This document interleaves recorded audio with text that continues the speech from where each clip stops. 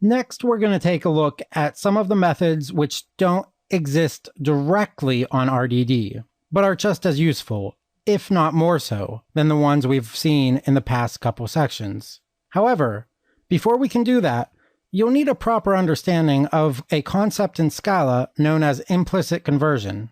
This won't be a full introduction to implicits. It'll be just enough so that you can understand how the next section's code is able to compile.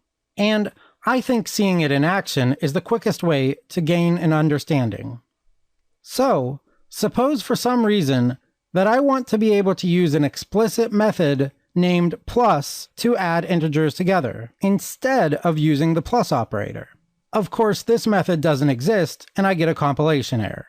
So, I can create a wrapper class, often referred to as an extension class, which takes in my integer and makes the plus method available for use. Now, we can wrap our integer in our new class and call plus on it. But this isn't quite what we wanted. It's pretty ugly and verbose. This is where implicit conversions come into play, which we need to import the implicit conversions package, acknowledging the indirection of code that we're about to create. Without this import, the compiler will yield a warning, which could even become an error in future versions of Scala. Now, we create a method named int2int extensions, as that is all it will do. Take in an integer as its parameter, and output that integer wrapped in our int extensions class. More importantly, we mark this method implicit. It's this implicit marking that makes it now possible to run our original attempt of a native int calling against the plus method.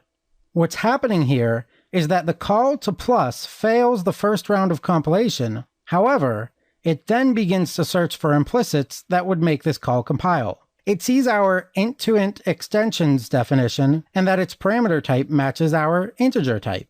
So, it knows it can call this implicit method. Once it knows that, it checks to see if the result type, int extensions, has a plus method, which it does.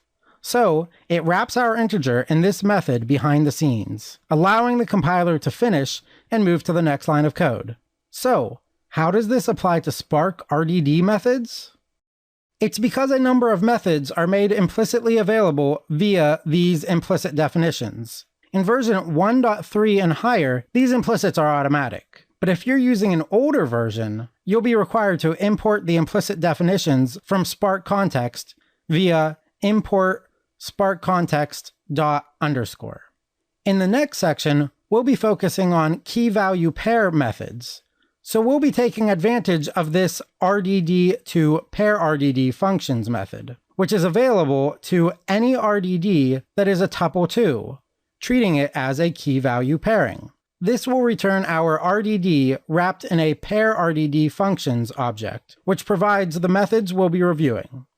Note that in Python, these methods are automatically available due to its implementation. However, Java isn't dynamically typed, nor does it have implicits. So to gain access to the pair methods, you'll first need to call a map to pair function.